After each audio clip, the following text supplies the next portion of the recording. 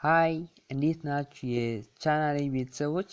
ዛሬ ደግሞ በዚህ ቪዲዮ አጠር ያለ አንድ በጣም አስፈላጊ የሆነ ትምህርት ይዤላችሁ ቀርቤያለሁና to help someone አንድ ሰውን መርዳት ፈልጋችሁ እርዳታችሁን እንደሚፈልግ ስትጠይቁ እንዴት በእንግሊዘኛ በቀላሉ መጠየቅ እንዳለባችሁ ዛሬ በዚህ ቪዲዮ እናያለን።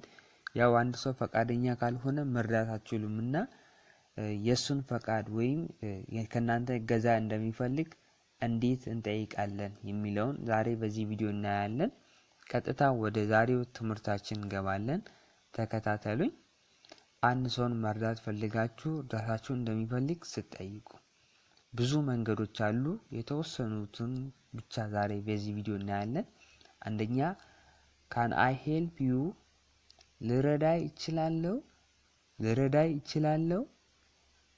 ይችላልው ለማለት ብዙ መንገዶች አሉ። can I help you ከነሱ አንዱ ነው። ሌላም መንገድ አለ ልረዳ ይችላልው ለማለት may I help you ልረዳ ይችላልው may I help you እና can I help you ትርጉማቸው ተመሳሳይ ነው። የሁለቱ ልረዳ ይችላልው ለማለት ነው።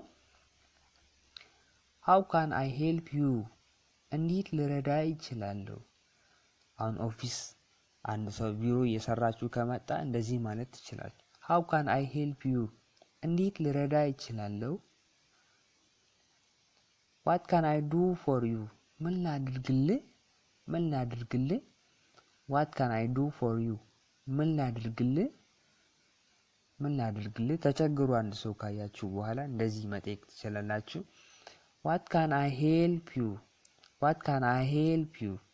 ምን ልረዳ ይችላልው? what can I help you ምን ልረዳ ይችላልው? do you want any help እርዳታ ያስፈልግሃል? do you want any help እርዳታ ያስፈልግሃል? ፖሊስ ነው እዚህ ጋር ደግሞ የመጣው። ሌላ አገላለጽ can I assist you ልረዳ ይችላልው? ያው ልረዳ ይችላል ነው የሁሉም የብዙዎቹ ትርጉምና ግን ብዙ አይነት ያገላለጽ ስታይል አለ በእንግሊዘኛ ሲሆን can I be of any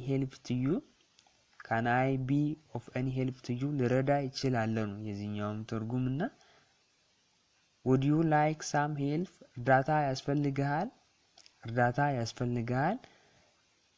አው እርዳታ ካስፈለገ ደግሞ እርዳታ ፈልጋችሁ ከሆነ yes ማለት ትችላላችሁ። አሁን እርዳታችሁ ያስፈልጋልና yes like this video አው እርዳታችሁ ያስፈልጋል ይሄን ቪዲዮ ላይክ አድርጉልኝ ያልኩ ነውና ላይክ በማድረግ እንድትረዱኝ thank you